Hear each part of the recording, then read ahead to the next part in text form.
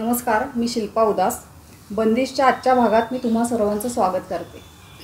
आज आपण ज्यांच्या कार्याविषयी जाणून घेणार आहोत त्या आमच्या BCS इलेक्ट्रॉनिक्स विषयाच्या शिक्षिका सौ मराठे मॅडम.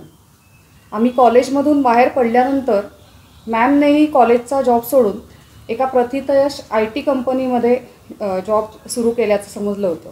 त्या निमित्ताने त्या काही वर्ष भारताबाहेर असल्याचंही समजलं. काही वर्षांपूर्वी त्या भारतात परतल्याचं आम्हाला कळल्यानंतर मी आणि बंदिशचे श्री मंदार वैद्य आम्ही त्यांच्याशी संपर्क साधण्याचा प्रयत्न सुरू केला.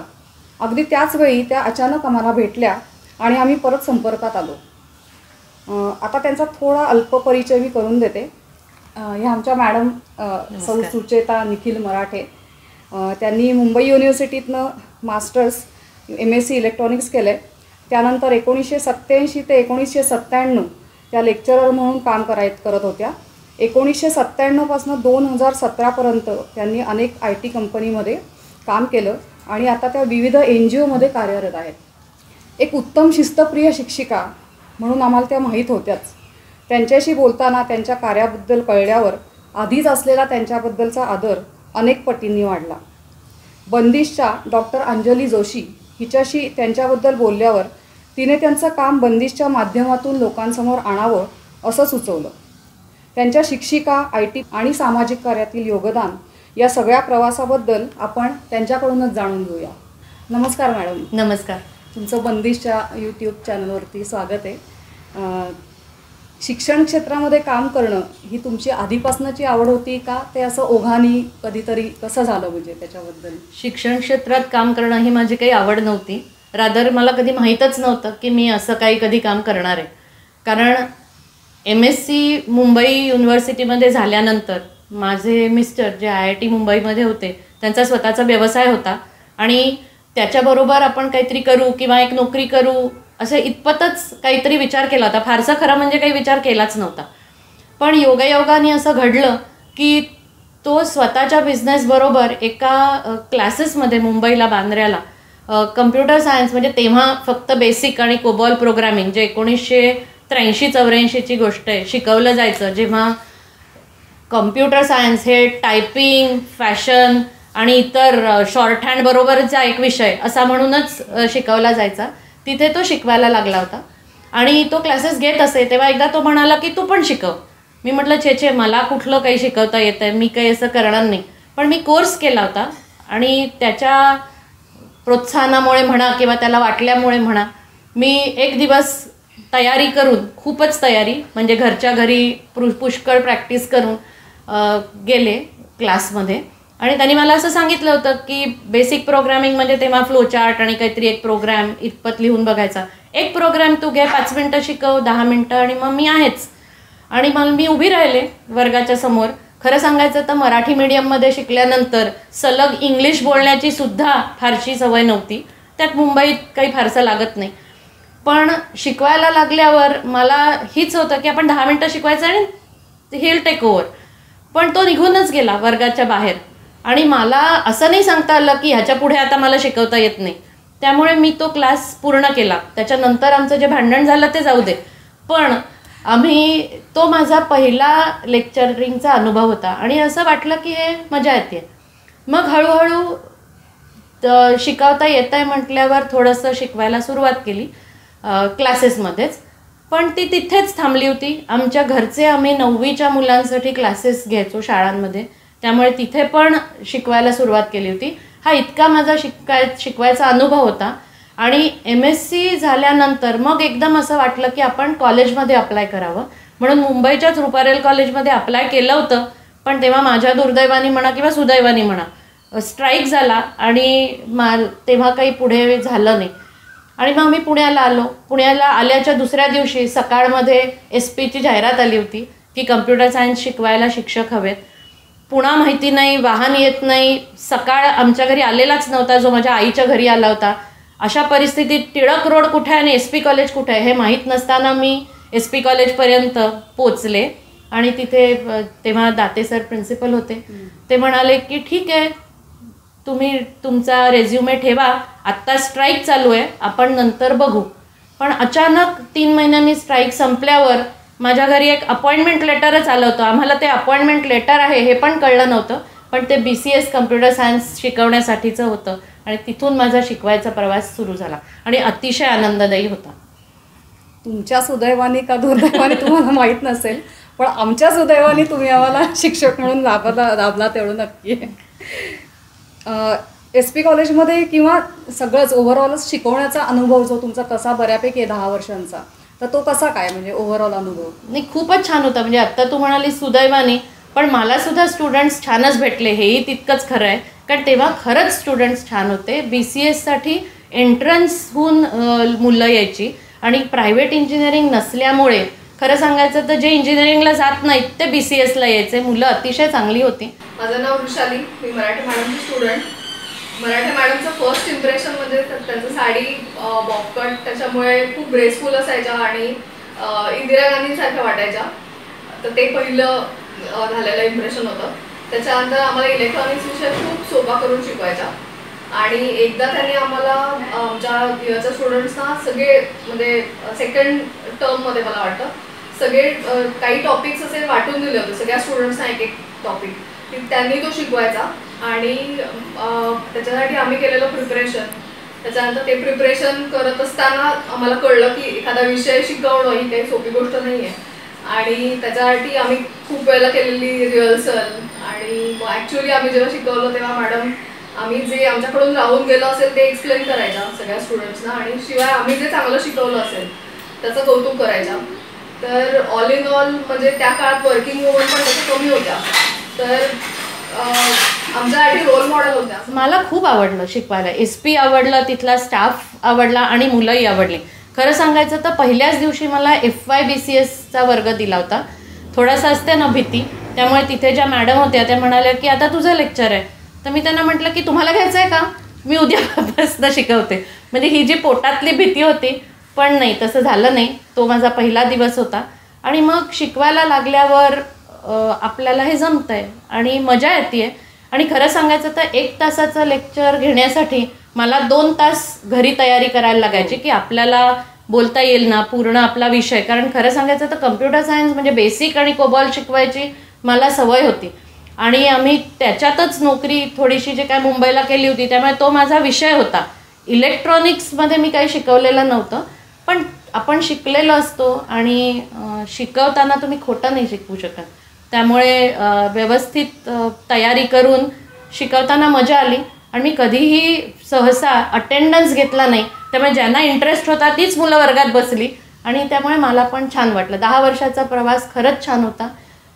FY SYTY सगळ्यांना शिकवलं आणि खरं सांगायचं तर नंतर जशी वर्ष पुढे गेली तसं तुम्ही सिनियर होता, त्यामुळे जुलैमध्ये कॉलेज चालू झालं की FYची येणाऱ्या मुलांकडे इतकं मस्त लक्ष असायचं की आता ही नवीन बॅच कुठली येणार, कारण पहिलं लेक्चर हे नेहमी पहिलंच असतं. आणि तशी ती 10 वर्ष मजेत गेली, खूप छान.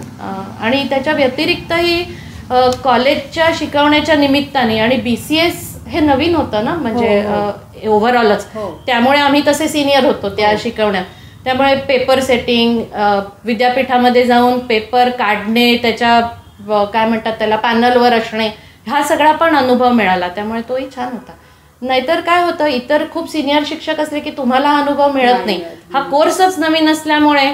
आणि तेव्हा माझ्या मते पुणा नाशिक नगर हे BCS एकत्र होतं, तर त्यामुळे त्याच्यात आम्हाला या तिन्ही विद्यापीठांचे पेपर काढायला मिळाले. चांगल्या चेअरमनच्या बरोबरीने पेपर काढायला मिळाले. कुठेही त्याच्यात माल प्रॅक्टिसेस माझ्या माहितीप्रमाणे तरी बिलकुल नव्हत्या. त्यामुळे छान गेले 10 वर्ष, मजेत गेली खरं. त्याच्यानंतर तुम्ही 1997 साली जॉब सोडलात म्हटलात ना, तर मग म्हणजे तो जॉब स्विच करण्याचं की बाबा पूर्ण टीचिंगमधनं IT मध्ये स्विच होण्याचं काही कारण होतं का, तेही असंच घडलं किंवा? थोडंसं घडलं, पण थोडासा आमच्या घरचा व्यवसाय होता. म्हणजे माझ्या मिस्टरांचा बँकिंग सॉफ्टवेअरचा व्यवसाय होता, ऑफिस होतं. त्यामुळे तो पुण्यात नसताना ते सांभाळणे ऑफिस थोड्या प्रमाणात हे माझंही काम होतं. आणि त्यामुळे काय होतं, त्यात सॉफ्टवेअर हा घरचाच भाग होता आणि हार्डवेअर पण तो देत असे. त्यामुळे घरचंच काम असल्यावर पडेल ते म्हणजे कुठेतरी पॉवर सप्लाय रिपेअर करण्यापासून मॉनिटर पोचवण्यापर्यंत ही कामं पण मी करत असे, तो पुण्यात नसला तर. आणि कॉलेज होतंच. कॉलेज असताना सुद्धा विद्यापीठात जाऊन मी MPhilची सुरुवात केली होती, PhD साठी ॲडमिशन घेतली होती आणि PhD साठी ॲडमिशन घेतली असताना मला त्यांनी सांगितलं की तुमचं बेसिक कम्प्युटर सायन्स नाही, त्यामुळे तुम्हाला 2 पेपर द्यावे लागतील आणि ते क्लिअर झाले तर आम्ही तुम्हाला ॲडमिशन देऊ PhD साठी. म्हणून मी सकाळी कॉलेजच्या आधी पुणे युनिव्हर्सिटीमध्ये जायचे आणि तिथे माझ्या मते MTech किंवा MCS कोणाची जी मुलं असतील त्यांच्याबरोबर 2 पेपर मी पास झाले आणि मग ते झाल्यामुळे मला प्रोव्हिजनल ॲडमिशन PhD कम्प्युटर सायन्ससाठी तेव्हा माझ्या मते HB Sahasrabuddhe head of the department होते तिथे मिळाली. ती मिळाली, आनंद होता कारण अरे वा आपण काहीतरी आता शिकणार आहे. पण त्याच वेळेला पेपरमध्ये MBT म्हणजे महिंद्रा ब्रिटिश टेलिकॉमची जाहिरात आली होती आणि हे साल होतं 98 आणि तेव्हा जाहिरात आली होती की if you are above 30 and want to change your career here we are. आणि आम्ही दोघांनी ती वाचली होती. तो म्हणाला मी तर काही आता नोकरी करू शकत नाही, आपला व्यवसाय तू बघ. मी म्हणलं मला कुठे काय येणार आहे, चल तर. म्हणून एक अत्यंत वाईट असा एक रेझ्युमे आम्ही लिहिला. म्हणजे तो वाचून मला नोकरी कशी मिळाली असं आज आश्चर्यच वाटतं, इतका तो वाईट होता. पण तो घेऊन आम्ही जाहिरात आली होती त्यामुळे तिथे पिंपरीला तेव्हा MBTचं ऑफिस होतं हायवेवर, तिथे आम्ही गेलो. मग इंटरव्ह्यू झाला, तो इंटरव्ह्यू पास झाले आणि त्यांना हवीच होती लोक. आणि तेव्हा लोक का हवी होती तर IT क्षेत्रामध्ये येणारी बॅच ही लहान मुलांची होती, 23-24 वर्षाची, मिडल मॅनेजमेंट नसावी असा त्यांचा कल असेल. म्हणून 30 वर्षाच्या वर जे शिक्षणाने नाही वयाने येणाऱ्या मॅच्युरिटीमुळे जो लागतो सिनियरिटी, तशी लोक त्यांनी तयार केली. त्याच्यात I entered into Tech Mahindra, म्हणजे आताचं टेक महिंद्रा, तेव्हाचं MBT. आणि खरं सांगायचं तर तेव्हा MBTमध्ये गेल्यावर त्यांनी मला असं इंटरव्ह्यूतच सांगितलं होतं की तुमचा अनुभव हा आम्ही 1 वर्षाचा धरणार, 10 वर्षाचा नाही, कारण टीचिंगचा आहे जो आम्हाला उपयोगाचा नाही. त्यामुळे तुम्हाला पुन्हा जसे इतर लोक येतात आणि ILP करतात म्हणजे इंडस्ट्रियल ट्रेनिंग प्रोग्राम, तसा तुम्हाला करावा लागेल. ठीक आहे, म्हणजे मी नव्हतेच हँड्स ऑन मला काही, तर मी लिटरली लहान मुलांबरोबर पुन्हा एकदा 3 महिने ट्रेनिंग घेतलं. तिथेही मला स्टुडंटसारखीच लहान मुलंच भेटली, ती अजूनही मित्रमैत्रिणीच राहिली. पण इलाज नव्हता, आपण नाही केलं तर नाही केलं. पण मग मात्र फास्ट ट्रॅक ग्रोथ झाली कारण वय मोठं होतं. तर तसा मी MBTमध्ये होते आणि खूप शिकायला मिळालं, अतिशय उत्तम तिथला पण अनुभव होता कारण तो वेगळं जग होतं. आणि खरं सांगायचं तर तेव्हा IT जस्ट .com झालेलं होतं आणि त्याच्यानंतर इतकं आत्ता इतकं नाही पण सगळं नवीन आलेलं होतं. Oracle होतं, PL SQL होतं आणि त्याच्यातला अनुभव चांगला होता परदेशचा. तेच विचारणं होते की तिथला त्या क्षेत्रातला अनुभव किंवा त्या कंपनीजमधला काही चांगले अनुभव म्हणजे तिथे अनुभव ना खूप आले. सुरुवातीला तर प्रोजेक्ट्स होते, परदेशी जायला मिळालं, तिथले अनुभव होते. पण नंतर जशी सिनियरिटी आली तसा एकदा आम्हाला असा अनुभव मिळाला की प्रोजेक्ट अगदी संपत बुडायला आला होता आणि तो असं सांगितलं होतं की तू घेशील का हे. तेव्हा मला असं थोडं वाटलं होतं की आपल्यालाच बहुतेक बळीचा बकरा बनतोय का काय आपण. पण माझे एक मेंटर होते, असे आपल्याला चांगली लोक भेटतात, ते म्हणाले की घे तू, काही हरकत नाही, प्रूव्ह करायला चान्स आहे, पण फक्त कन्सल्टंट म्हणून जाऊ नको कारण कन्सल्टंटला कधी से नसतो. तू त्यांना मॅनेजर म्हणजे प्रोग्राम मॅनेजर म्हणून त्याच्यावर जा. तेव्हा प्रोजेक्ट मॅनेजर म्हणायचे. ते हो म्हणाले कारण then you will get an authority to say yes no. आणि मग तिथे आम्ही बुडत आलेला प्रोजेक्ट वाचवला आणि तो वाचवताना अनेक तऱ्हेच्या कष्ट करायला लागले. कारण काय आहे की जेव्हा प्रोजेक्ट बुडत असतो ना तेव्हा पहिल्यांदी लोक रिलीज मागत असतात प्रोजेक्टवरनं की आम्हाला जाऊ दे, कारण प्रत्येकाला आपलं करिअर प्यारं असतं. तर त्यांना मोटिवेट करत असं सांगणं की बघा बुडला तर आपण सगळेच जाणार आहे, पण वाचवला तर मात्र हे लिहिलं जाईल की आपण हा प्रोजेक्ट वाचवला. आणि वाचवला म्हणजे तो BTचाच होता आणि आम्ही काहीतरी 35 जण का काहीतरी उरलो होतो. अर्धी अधिक तोंड इकडे तिकडे होती. त्यांना लोकांना गोळा करायचं, परदेशात जे साथ होते त्यांना रोज मोटिवेट करायचं कारण त्यांचं जास्त कठीण होतं. त्यांना क्लायंटच्या समोर बसून हे दिसत होतं की हा प्रोजेक्ट जाणार आहे आणि दुसरे आपले कॉम्पिटिटर्स आलेले, पण ते मोटिवेट करायचं. आणि असं करत करत करत फक्त याच्यातनं एक गोष्ट नक्की झाली, ते म्हणजे आम्ही आमच्या कस्टमरशी खोटं बोललो नाही. एकदाही खोटं सांगितलं नाही की बाबा तुम्हाला हे मिळणार आहे, आम्ही हे केलं आहे, आम्ही असे ग्रेट आहोत.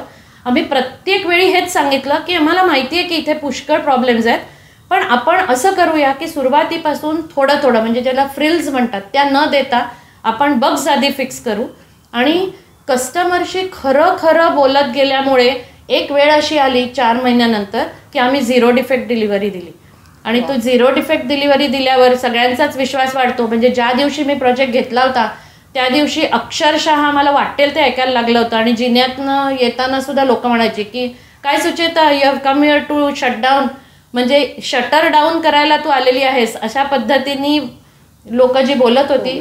तर दोन्ही माझं नव्हतं, म्हणजे ना माझ्यामुळे ते शटर डाऊन होणार होतं किंवा ना माझ्यामुळे ते उघडणार होतं. पण थोडी नशिबाची साथ म्हणा, थोडी टीमची साथ म्हणा, थोडे आपले कष्ट म्हणा, अशा यांनी पॉझिटिव्ह राहत पण खरं बोलत आम्ही 6 महिन्यात जे म्हणते मी की खरोखर इतिहासातलीच ती गोष्ट आहे की 6 0 डिफेक्ट डिलिव्हरीज गेल्या. अजूनही ते तसंच लिहिलेलं आहे. आणि आम्ही 6व्या महिन्याच्या शेवटी माझे पण सिनियर्स होतेच ज्यांना उत्तरं द्यायला लागत होती कोणाला तरी. आणि जेव्हा तो प्रोजेक्ट वाचला तेव्हा एक दिवस रात्री आम्हाला फोन आला की दिस प्रोजेक्ट इज युअर्स. आम्ही नाही सांगितलंय उरलेल्या कॉम्पिटिटर्सना. आणि तो दिवस असा होता की माझे जे सिनियर होते ते म्हणाले की सुचेता आज आपण साखरेचा चहा प्यायचा, कारण त्यांना डायबिटीस होता. मला अगदी रात्री 8 वाजताची ती गोष्ट आठवते. ह्या गोष्टी नेहमी नेहमी नाही घडत, त्यामुळे एकदाच घडली आणि ती आयुष्यभर माझ्यासाठी राहिली की तो आलेला अनुभव मी पुन्हाही जगू शकणार नाही. पुन्हा मला असा प्रोजेक्ट दिला तर तशी मजा पण येणार नाही, कारण माझ्याच्याने तसं घडणारच नाही. पण ते तेव्हा घडलं आणि आज अजूनही तो प्रोजेक्ट टेक महिंद्रामध्ये चालू आहे. आता इतकी वर्ष झाली आहेत. ही गोष्ट 2004ची असेल, 4 किंवा 5ची. आणि आज किती 20 वर्ष झाली, प्रोजेक्ट अजून चालू आहे. खूप बदलला असेल, लोकही त्यातली गेली आली असतील, काही मला भेटतात अजून, आता बहुतेक नाही आहे. पण तो प्रोजेक्टच्या नावाने मी असं ऐकलंय की फेसबुकवर ग्रुप पण आहे. मी फेसबुकवर नाही आहे, पण लोक आहेत टू राईट द हिस्ट्री की आम्ही काय केलं होतं. आणि त्याच्यानंतर मी जेव्हा सोडला तेव्हा 270 माणसं त्या प्रोजेक्टवर होती, आम्ही 35 होतो. आणि तो प्रोजेक्ट वाचला होता. वाचला म्हणजे काय होतं माहितीये का, एक थोडासा ग्लॅमर असता, थोडासा बरं वाटतं की आपण रेव्हेन्यू जो होता, नॉट दॅट टेक महिंद्रा त्या रेव्हेन्यूमुळे बुडणार होती, पण आपल्याला एक वेगळ्या प्रकारचा अनुभव, आनंद मिळाला. अजून एक सांगावंसं वाटेल की एक PMP जी परीक्षा असते आता ती फारच कॉमन झाली आहे, प्रोजेक्ट मॅनेजमेंट प्रोफेशनल म्हणून. ती आम्हाला तेव्हा असं सांगायचं की तुम्ही द्या. आम्ही कोणीच ती दिली नव्हती, कारण हे सगळं चाललं होतं. हा प्रोजेक्ट वाचल्यावर मी ती परीक्षा दिली. आणि ती परीक्षा दिल्यावर असं पुस्तक वाचताना लक्षात आलं की हे आपण तर सगळंच केलंय, हे सगळंच अनुभवलंय, लाईव्ह आपल्याला मिळालंय. आणि लाईव्ह आणि पुस्तक ह्याच्यात खूप फरक होता, त्यामुळे मला मार्क कमी मिळाले, मी पास झाले. पण खरं अनुभवल्यामुळे मला खोटं लिहिता आलं नाही. एनिवेज ती म्हणजे फन पार्ट, पास दॅट. पण मजा आली खूपच, असे अनुभव पण खूप आले.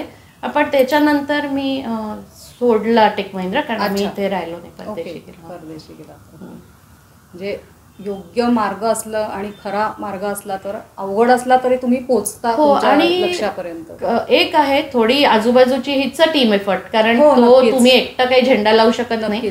पण थोडासा आपण खरं बोलण्यावर जर भर ठेवला ना, तर मला असं नाही वाटतं ह्याला वेगळा मार्ग असेलही. पण आम्ही कस्टमरशी खोटं बोललं नाही आणि टीमशी पण कधीही खोटं बोललं नाही की तुला काहीतरी एक सांगायचं, तुला काहीतरी एक सांगायचं, टीम वाढवायची, आपलं छान होणार आहे, अमुक होणार आहे. आपलं छान होणार नाहीये, आपण इथे अत्यंत वाईट स्थितीत आहोत, पण आपल्याला ही स्थिती सुधारायची आहे. आणि लोकांना असंही सांगायला लागलं की तुम्हाला रिलीज हवा तर मी देऊ शकते, कारण मी काय करणार, म्हणजे थांबवणं माझ्या हातात नाहीये, पण थांबा, कारण तुम्ही जर सोडून दुसऱ्या प्रोजेक्टवर गेला तर you will be an tailender there, कारण तुम्ही शेवटी टेलेंडर म्हणूनच कुठल्या तरी नवीन प्रोजेक्टवर जाता. आणि तिथे तुम्हाला असंच म्हणतील वो प्रोजेक्ट से आहे ना जो बंद होने वाला था. तर ते कशाला आपण विरुद्ध लावून जायचं, आपण असंच जाऊया ना की आम्ही वाचवलेल्या प्रोजेक्टवर न गेलो. तर तो ते वेगळा एक, आणि तसं ते झालं. वेगळं असतं. पण मग त्यानंतर परत IT मध्येच हो, आम्ही आता हे एवढा मोठा अनुभव घेतल्यानंतर त्याच्यानंतर काही प्रोजेक्ट्सही बदलले. पण काय होतं, तुम्हाला खूप मोठा विश्वास ऑफिसमध्ये पण मिळालेला असतो, स्वतःचाही कॉन्फिडन्स वाढलेला असतो. आणि मग मात्र हा जो विश्वास असतो ना, त्याच्या जीवावर तुम्ही बऱ्यापैकी पुढे जाऊ शकता, कारण खरं खरं करतच तुम्ही पुढे आलेले असता. कधीही खोटं, कुठेही खोटं नाही. आम्हाला बरीच अवॉर्ड्स मिळाली, टीमला अवॉर्ड्स मिळाली, आम्ही म्हटलं तसं हा प्रोजेक्ट बराच चालू राहिला. पण त्याच्यानंतर आम्ही ऑस्ट्रेलियाला मायग्रेट झालो त्याच्या म्हणजे घरनं. त्यामुळे मी ऑफिस सोडलं. पण किती विश्वास असतो की मी जाणार आहे हे मी माझ्या सगळ्या सिनियर्सना आधी सांगू शकले की माझ्या असं मनात आहे की मी मायग्रेट होणार आहे. हा मोठा 270चा प्रोजेक्ट मला सोडायचा आहे, मी जाणारच आहे असं नाही, पण तुम्हाला जर माझी रिप्लेसमेंट शोधायची असेल तर तुम्ही शोधा. हे आधीच सगळ्यांना माझ्या सिनियर्सना सांगितलं होतं. ते म्हणाले होते की तू खरंच जाणार आहेस? म्हटलं हो. आणि नाही पण जाणार पण शोधायलाच पाहिजे ना रिप्लेसमेंट. तर माझ्या देखतच आम्हीच मिळून एक रिप्लेसमेंट माझा शोधली ज्याला आम्ही हँडओव्हर करायचा होता. हे रेअरली घडतं, या गोष्टी लपवल्या जातात की तुमचा सिनियर्स सुद्धा तेवढे ओपन नसतात आणि तुम्ही तर काय तुम्हाला जायचंच असतं. पण असं झालं नाही. आम्ही आमची रिप्लेसमेंट शोधली. माझ्यानंतर जो प्रोजेक्ट घेणार होता तो आणि आम्ही मिळून पार्टी केली माझ्या जाण्याची. आणि रात्री 9:45 वाजता मला सोडायला खाली आमची टीम आली होती ज्या दिवशी मी गेले त्या दिवशी. हा माझ्यासाठी खूप खूप मोठी गोष्ट आहे. म्हणजे लोकांना काय वाटलं पेक्षा माझ्यासाठी हे मी अगदी त्या दिवशी पाणी आलं माझ्या डोळ्यात की आपण इतके वर्षांनी गेलो पण चांगलं झालं असं. पण आम्ही गेलो आणि तिथे गेल्यावर पुन्हा सगळी कोरीपाटी होती मेलबर्नला गेल्यावर, कारण आम्ही मायग्रेट झालो होतो. पण हा अनुभव होता आणि टेलिकॉमचं नॉलेज काही कुठे जात नाही. अप्लाय केलं होतं. पुन्हा भाषा वेगळी, स्वभाव वेगळा, ॲक्सेंट वेगळा. पण BTचं काम केल्यामुळे सिमिलर टेल्स्ट्राच्या प्रोजेक्टवर मला IBMमध्ये लवकर मिळाला जॉब, महिन्याभरातच. पण तिथला अनुभव पुन्हा खूप वेगळा होता कारण कल्चर वेगळं होतं. भारतातलं कल्चर आता बदललंय 20 वर्षात, पण तेव्हा कस्टमर इज गॉड असंच कल्चर भारतात होतं की जर परदेशाहून कोणी म्हणालं की शनिवार रविवार काम केलं पाहिजे तर गणपती असो वा दिवाळी तुम्हाला शनिवार रविवार काम करायला लागतं. पण कालच मला कोणी लोक माझे कलिग्स भेटले होते, ते मला सुचेता आता तुला सांगते आता दिवाळी आणि गणपती सोडून प्रोजेक्ट प्लॅनिंग होतं. म्हणजे भारताचं नावही बदललंय आणि ओव्हरऑल इमेज बदलली. म्हणजे आपली दिवाळी लोकांना माहिती झाली. तेव्हा दिवाळीची सुट्टी 3 दिवस हे सांगण्याची सुद्धा हिंमत नव्हती. पण परदेशात ऑस्ट्रेलियामध्ये गेल्यावर I was on the other side of the table. मी कस्टमरच्या बाजूला होते. तेव्हा मला पहिला धडा हा शिकायला लागला की नाही म्हणायचं. प्रत्येक गोष्टीला you have to say or you have to learn to say no. कारण नाही तर नाही, आम्ही नाही करणार, आम्ही नाही. म्हणजे जी गोष्ट आम्ही कायम ऐकतच आलो होतो ह्या बाजूला, ती पलीकडच्या बाजूनी नाही म्हणायला शिकायला लागलो. हे शिकवण्यातच आलं खरं. हो. पण तोही अनुभव होता. वेगळा रोल होता तो. वेगळा रोल होता. मग IT मध्ये तुम्ही म्हणजे जवळजवळ 10 वर्ष. म्हणजे जवळपास एकूण माझी जर 31 वर्ष गेली असतील तर त्यातली पहिली 10 वर्ष शिकवण्यात गेली, वरची 21 वर्ष IT मध्ये. बापरे, खूपच वर्ष गेली. त्याच्यानंतर ते तुम्ही थांबवलं म्हणजे काही कारणास्तव थांबवलं असेल किंवा स्वतःच्या प्रायोरिटीज इच्छा यांनी थांबवलं असेल तर मग त्याच्यानंतर असं वाटलं नाही का की अरे आपण दिवसभर खूप बिझी होतो आणि आता हे आपण काम थांबवलंय, आता आपण खूप मोकळे झालोय, पण ते सुद्धा खूप मोकळे पण अंगावर येतं कधी. हो, येतं ना. पण मी खरं सांगू का, थांबवलं म्हणजे थोड्याशा घरच्या प्रायोरिटीजवर थांबवलं. परत आल्यावर ऑस्ट्रेलियाहून मी पुन्हा 5 वर्ष SQS इन्फोसिस्टम्समध्ये काम केलं. तो अनुभव पण अतिशय चांगला होता. कारण मी जेव्हा परत आले तेव्हा पुन्हा टेक महिंद्रात गेलेच होते, कारण माझा ओळखही होती आणि संबंध पण होते. त्यामुळे प्रॉपर पुन्हा इंटरव्ह्यू चॅनलच्याच थ्रू पण मी गेले होते. पण मला ते आवडलं नाही तिथे राहणं, थोडंसं जमलं नाही म्हणा किंवा काही, कारण खूप मोठी झाली होती MBT तोपर्यंत. It had become Tech Mahindra वगैरे वगैरे. असं मला वाटलं की आपण इतक्या मोठ्या सेटअपमध्ये नको, आता आपण थोडा छोटा सेटअप मध्ये बघूया. तर माझ्या नशिबाने मला SQS म्हणून इन्फोसिस्टम्स म्हणून एक हिंजवडीला आहे, छोटी होती कंपनी, एक 1500-1600च लोक होती. हेड ऑफिस जर्मनीला होतं आणि गेम्स टेस्टिंगची कंपनी होती.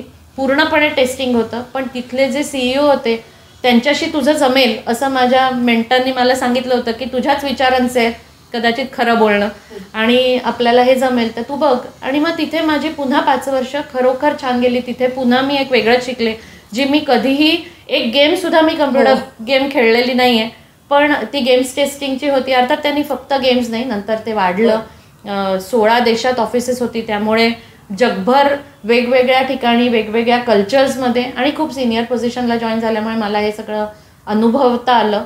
अगदी आफ्रिकेपासून जर्मनीपासून सगळीकडे जाता आलं आणि वेगळा प्रकारचा रोल अनुभवता आला, कारण तिथलं मॉडेल थोडं वेगळं होतं.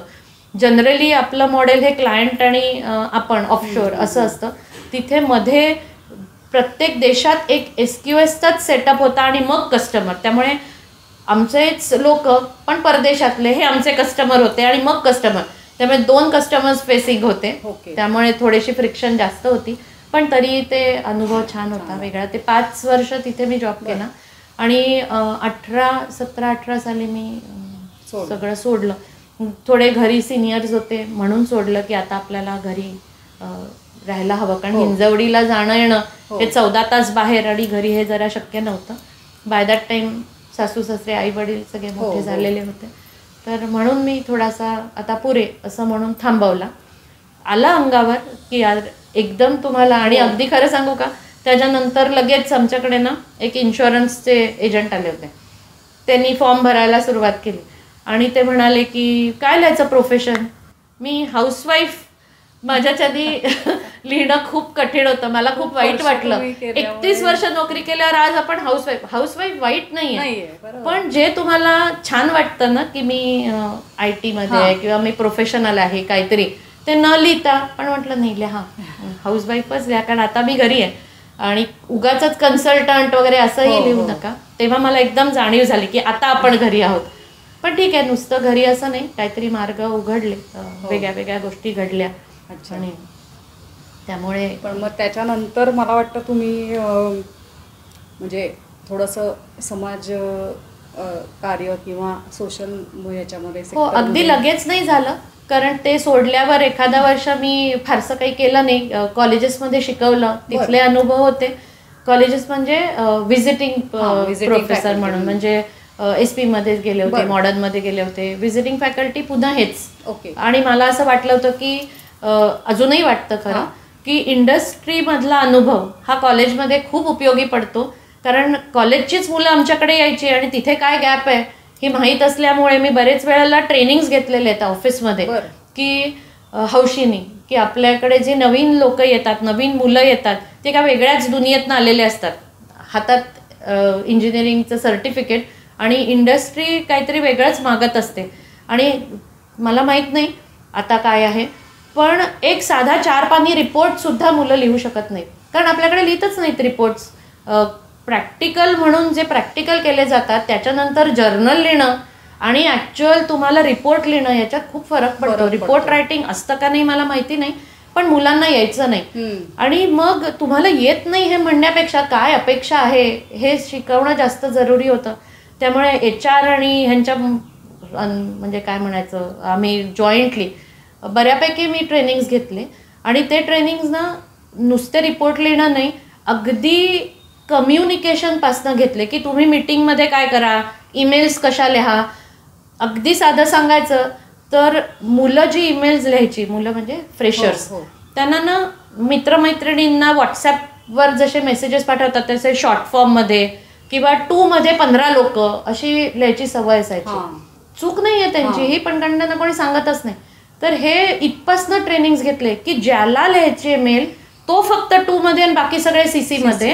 आणि तुम्ही जर CC मध्ये असाल तर उत्तरं लिहू नका, कारण you are not expected to reply.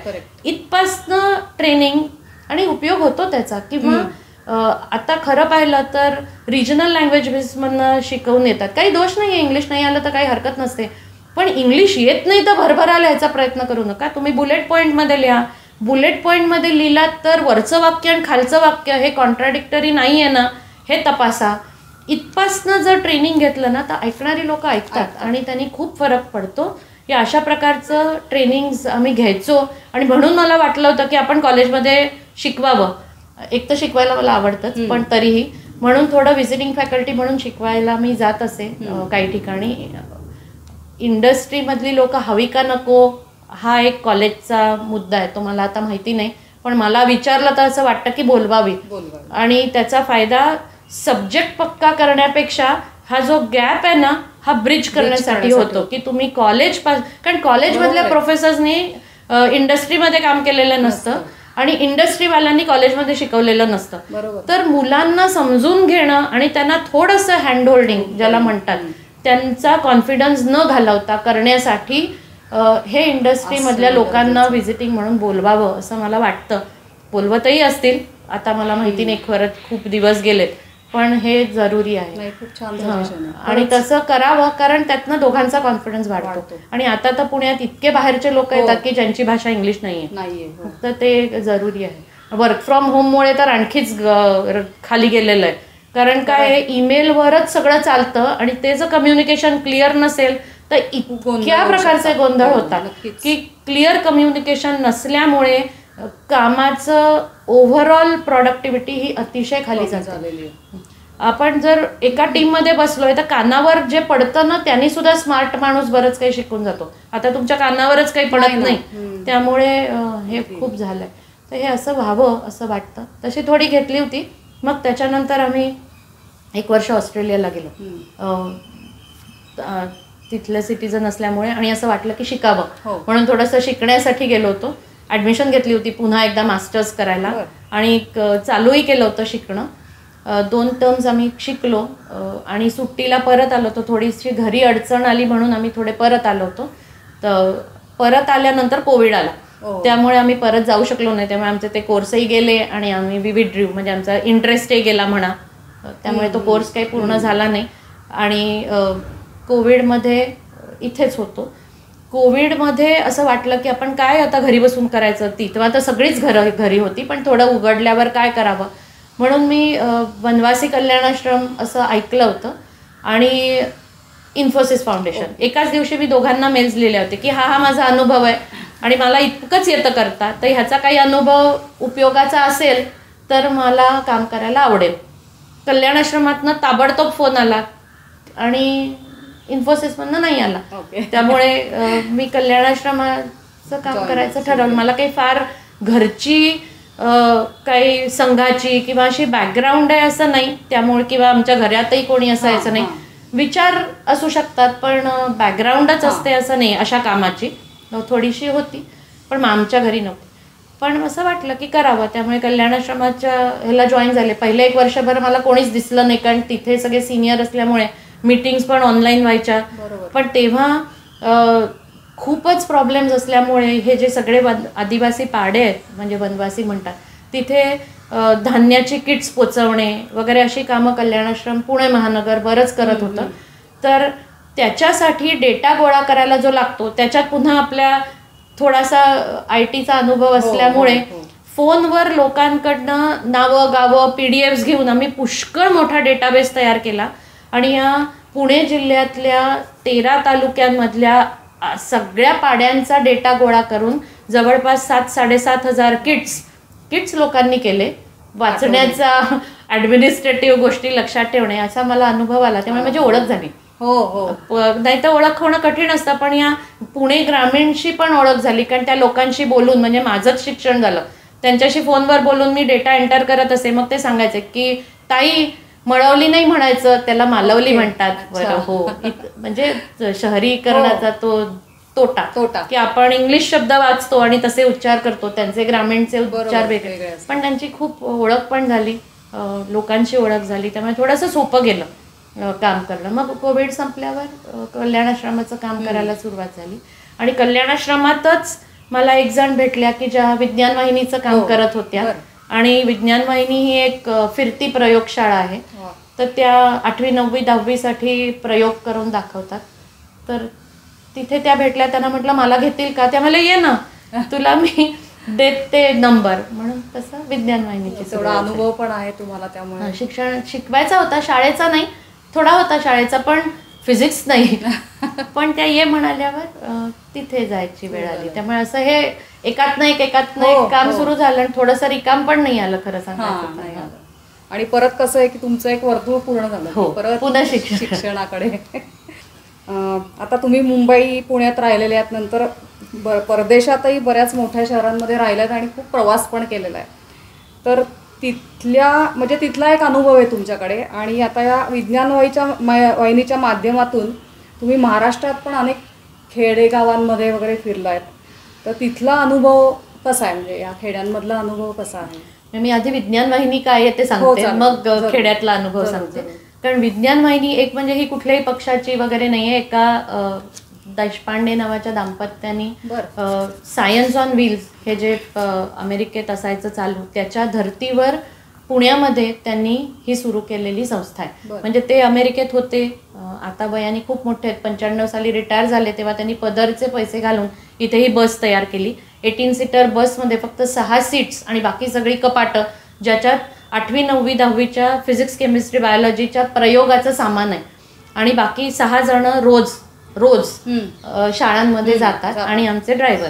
आणि पुण्यापासून 50 ते 60 किलोमीटरच्या परिघामध्येल्या शाळांमध्ये जिथे शाळेत प्रयोगशाळा नाही अशा अगदी छोट्या शाळांमध्ये जाऊन प्रयोग दाखवतो. प्रयोग म्हणजे जादूचे नाही, त्यांच्या सिलेबसमध्ये जे 8वी 9वी 10वीचे प्रयोग असतात ते, पण कन्सेप्ट क्लिअर व्हावा म्हणून आम्ही पुष्कळ छोटी छोटी आणखी उपकरणं प्रयोग केलेले आहेत, म्हणजे तयार केलेले आहेत ॲपॅरेटस, आणि ते आम्ही त्यांना दाखवतो, जाऊन शिकवतो थोडा वेळ, प्रयोग त्यांनाही करायला देतो, म्हणजे हँड्स ऑन कन्सेप्ट समजण्यासाठी. म्हणजे फॉर एक्झाम्पल मी तिथे फिजिक्स शिकवते, तर इलेक्ट्रोमॅग्नेटिझम जर शिकवायचं असेल तर अगदी चुंबक साध्या बारला इलेक्ट्रिसिटी दिल्यावर त्यातनं कसं चुंबकत्व येतं हे जर दाखवायचं असेल तर पुस्तकात चित्र असतं, पण आम्ही बरोबर बरेच गोष्टी नेलेल्या असतात आणि मुलांना हे सगळं हाताने करायला मिळतं. किंवा केमिस्ट्रीचे लोक ज्यांनी कधी टेस्ट ट्यूब पण शाळेत पाहिली नाही, त्यांना जर पीएच काढायला दिला तर किती प्रकारचा आनंद होऊ शकतो, कारण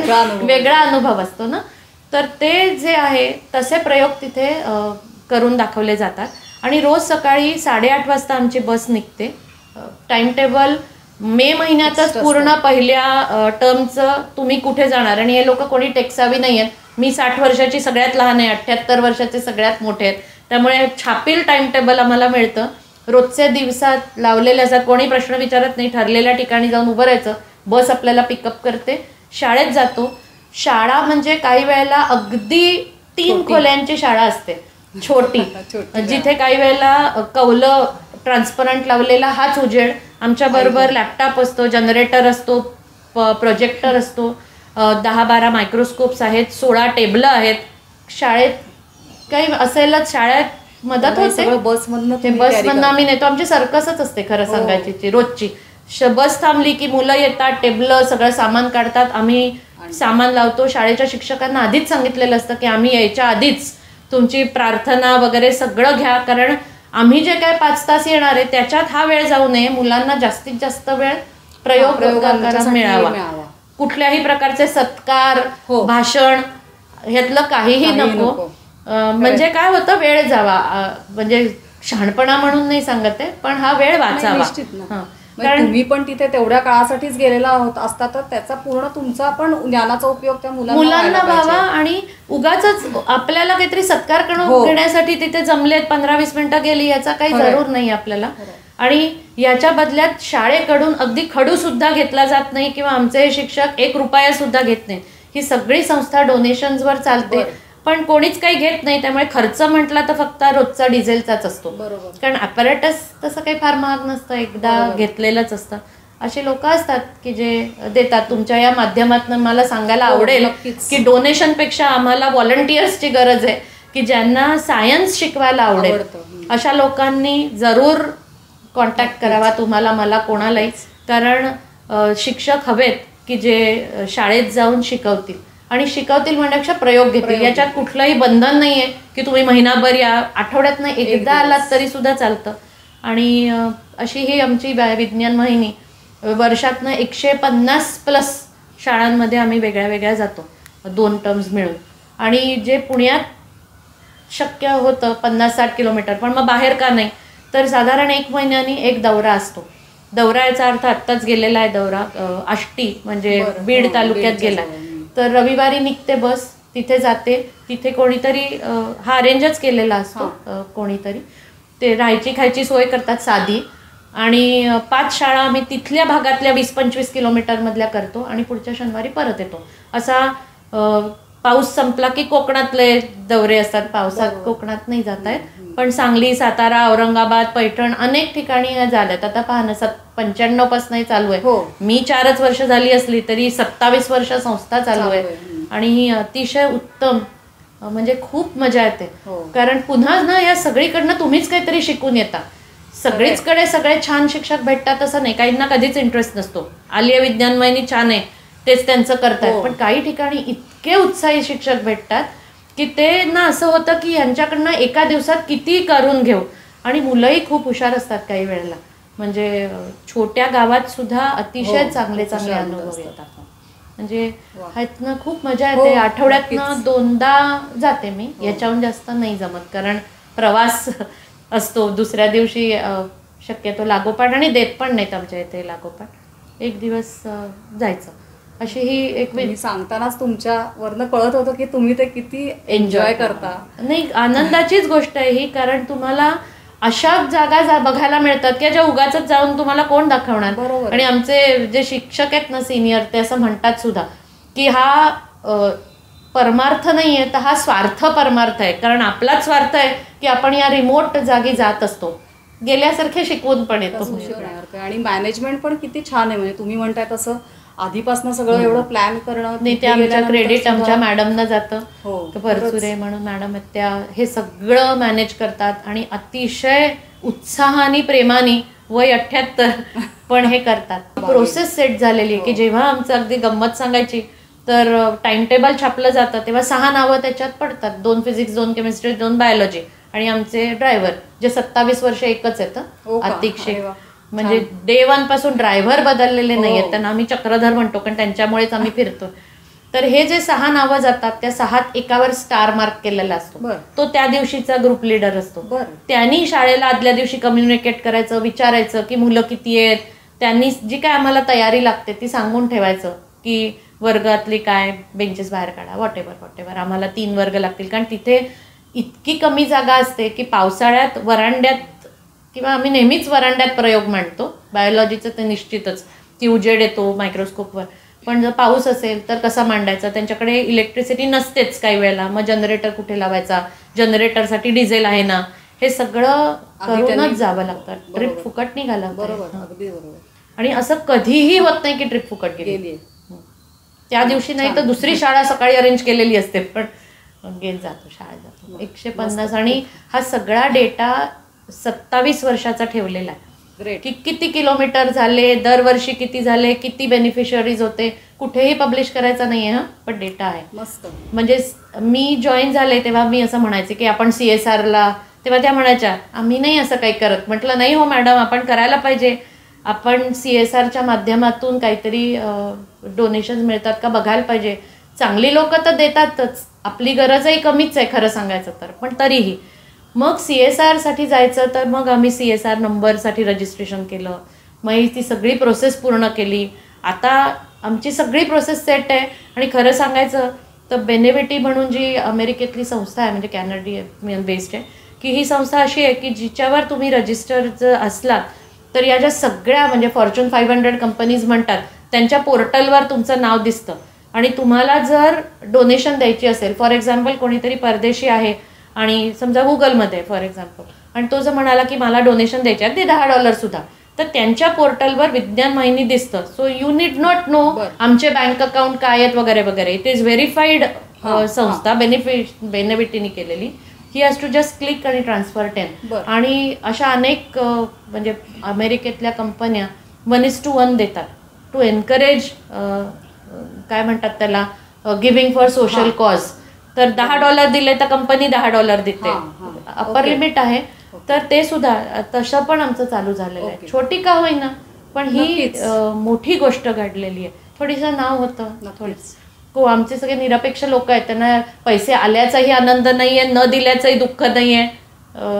हे चालू आहे. पण की जसं तुम्ही म्हणलात तसं नुसतंच फंड्स नाही, तर व्हॉलेंटियर म्हणून सुद्धा कोणाला जॉईन व्हायचं असेल तर बरेचदा असं होतं की माणसांमध्ये टॅलेंट असतं, वेळ असतो, पण काय करावं नक्की कळत नाही, काय करायचं. तर त्यासाठी पण आम्ही खरं तर ही मुलाखत घेणं हे पण एक उद्देश होता. म्हणजे तुमच्या माध्यमातून हे अगदी पोचावं की खरंच ज्यांना काहीतरी करण्याची इच्छा आहे त्यांनी आपला 1 दिवसाचा वेळ जर द्यायचा प्रयत्न केला, काय माहितीये का, डोनेशन्स मिळतात, देणारे हातही असतात. खरंच लोक म्हणून तर चालू आहे ना जग. हो, पण व्हॉलंटियर म्हणून जर कोणी पुढे आलं तर हे पुढे चालू राहील, कंटिन्यू राहील. Continue पुढच्या पुढच्या पिढीतले पण पिढीत, लोक येतील. कारण ही गरज कायमच राहणार आहे. शाळा असणारच आहेत, लॅब्स नसणारच आहेत आणि मुलं शिकणारच आहेत, त्यामुळे आपल्याला शिकवायचं आहे. खरं तर हाच साधारणपणे प्रश्न होता की शिक्षकी पेशा किंवा IT ला अनुभव तुमचा आणि आता सामाजिक क्षेत्रातला अनुभव. तर या सर्व क्षेत्रांमधलं मधून म्हणजे तुमच्या अनुभवातून किंवा तुमच्या बोलण्यामधनं नवीन पिढीने काय घ्यावं किंवा शिकावं असं तुम्हाला वाटतं? तर मी काही सांगू शकत नाही, कारण मी काही एवढी मोठी ग्रेट नाही आहे. असे माझ्यासारखे अनेक आहेत, खूपच मोठे आहेत की ज्यांनी असं काहीतरी अनंत गोष्टी केलेल्या आहेत, करतायत.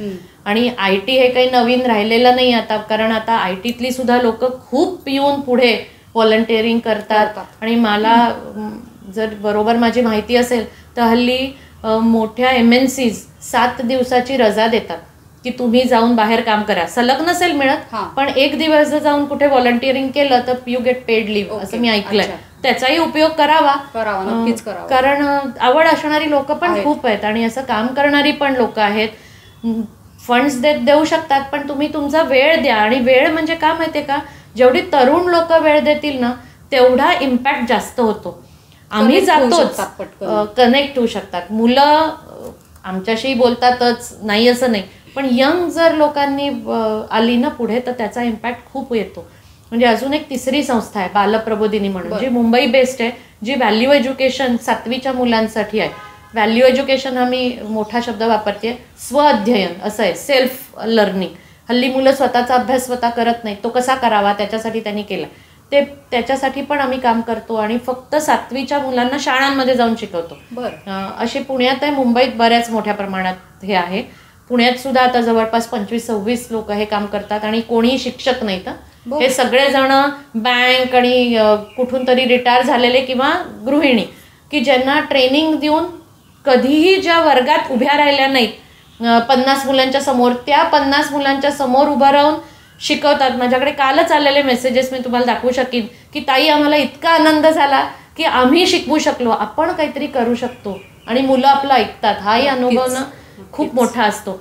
तर हे सुद्धा आहे, तो पण कोर्स आहे.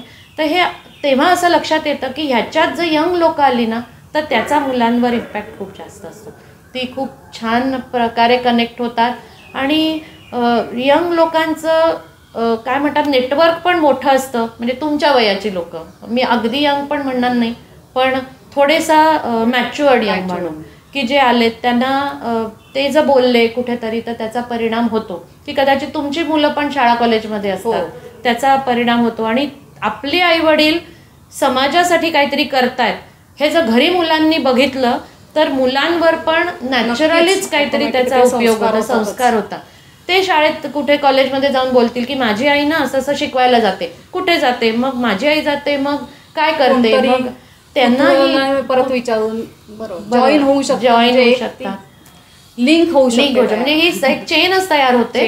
आणि मुलांना कदाचित शहरातल्या हे कळतं की हाऊ प्रिव्हिलेज्ड वी आर, आपल्याला शाळेत काय मिळालंय. आणि असं नाही की ती फार दुःखी येतं, खेड्यातली मुलं आनंदातच आहेत किंवा ती काही गरीब आहेत असंही नसेल, छान शेतीवाडी असलेली आहेत.